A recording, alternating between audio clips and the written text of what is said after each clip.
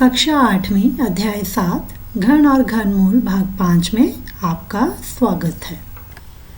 नमस्कार बच्चों, आज हम घन और उनके अभाज्य गुणनखंड के बारे में पढ़ेंगे कि स्वयं के घन में प्रत्येक अभाज्य गुणनखंड 3 बार आता है। चलिए विचार करते हैं। हाँ जी बच्चों, अब हम बात करेंगे घन और उनके अभाज्य गुणनखंडन के बारे में।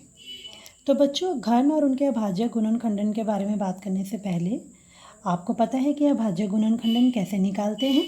चलिए, मान लीजिए मैं कोई संख्या लेती हूँ 4। ये मेरे पास कोई एक संख्या है, तो इसके अभाज्य गुणनखंडन निकालने का तरीका क्या होता है?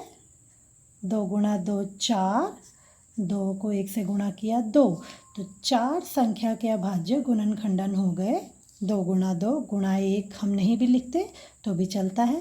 तो 4 के अभाज्य गुणनखंडन कौन कौन से हो गए? 2 गुणा 2। अब मान लीजिए मैं कोई और संख्या लेती हूँ 6, तो 6 के अभाज्य गुणनखंडन कौन से होंगे? 2 गुणा 3 6, 3 को 1 से गुणा किया 3, तो इसके अभाज्य गुणनखंडन हुए 2 गुणा 3। अब एक और छोटी सी उदाहरण लेते हैं। मान लीजिए मेरे पास है 8, तो 8 के अभाज्य गुणनखंडन कौन से होंगे? 2 गुणा 4 8, 2 गुणा 2 4, तो ये हुआ 2 गुणा 2 गुणा 2। तो बच्चों, ये आपने देखा कि किसी भी संख्या के हम अभाज्य गुणनखंडन किस तरह से कर सकते हैं। तो अब हमने क्या करना है? अब हमें संख्या के घन के अभाज्य गुणनखंडन देखने हैं ना। तो अब जो हमारे पास संख्या है हम उसका सबसे पहले क्या करेंगे? घन। अब मान लीजिए मैंने संख्या ली 4, इसका जब मैं घन करूँगी तो मेरे पास क्या आएगा? 64। तो इसके अब हम अभाज्य गुणनखंडन यहाँ पे निकालेंगे। तो 2 गुणा 3 6, 2 गुणा 2 4, 2 गुणा 1 2, यहाँ पे एक हांसल हुआ तो 2 को 6 से गुणा किया तो 12, 2 8 16, 2 को 4 से गुणा किया 8, 2 को 2 से गुणा किया 4। तो 64 के अभाज्य गुणनखंडन क्या हुए? 1 2 3 4 5 और ये 6। 2 गुणा 2 गुणा 2, 2 गुणा 2 गुणा 2। आप यहाँ देख पा रहे हैं, ये भी और ये भी। अब ये जो हमने इसके अभाज्य गुणनखंडन लिखे, आप अगर इसको ध्यान से देखें तो स्वयं के घन में प्रत्येक अभाज्य गुणनखंडन कितनी बार आया है? 3 बार आया है। ये देख पा रहे हैं?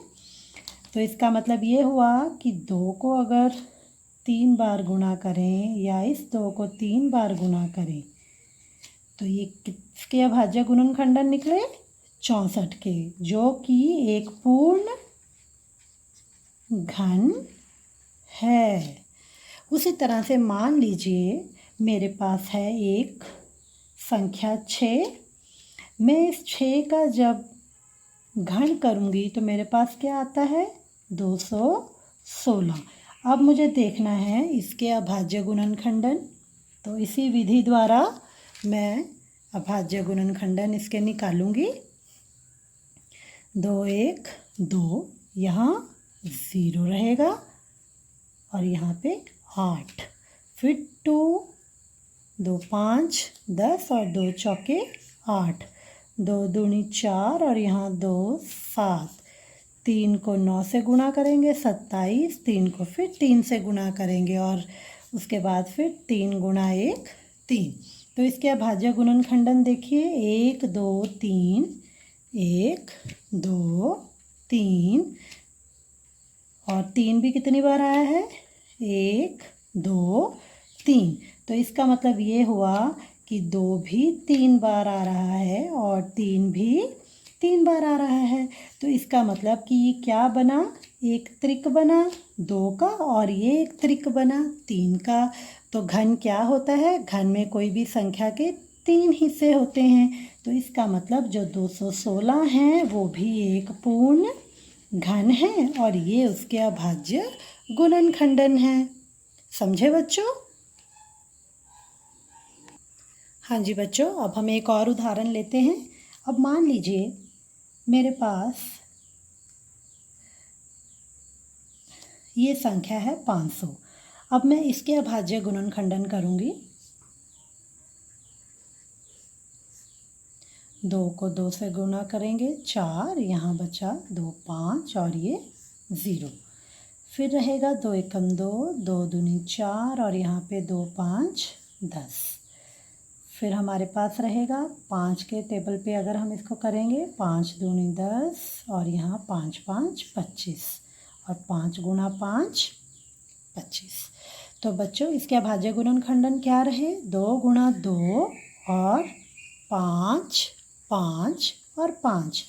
अगर आप इस संख्या के अभाज्य गुणनखंडन ध्यान से देखें तो यहाँ पे 2 कितनी बार आ रहा है? 2 बार। और 5 कितनी बार आ रहा है? 3 बार। तो क्या ये संख्या एक पूर्ण घन बनी? नहीं। क्यों?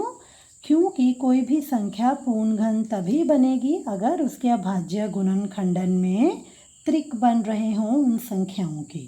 ठीक है, अगर यहाँ पर 2 भी 3 बार आ रहा होता और 5 भी 3 बार आ रहा होता, फिर हम कहते कि 500 एक पूर्ण घन है। तो यहाँ पर चूँकि 2 बार आया और 5 संख्या 3 बार आई, तो 500 हमारा पूर्ण घन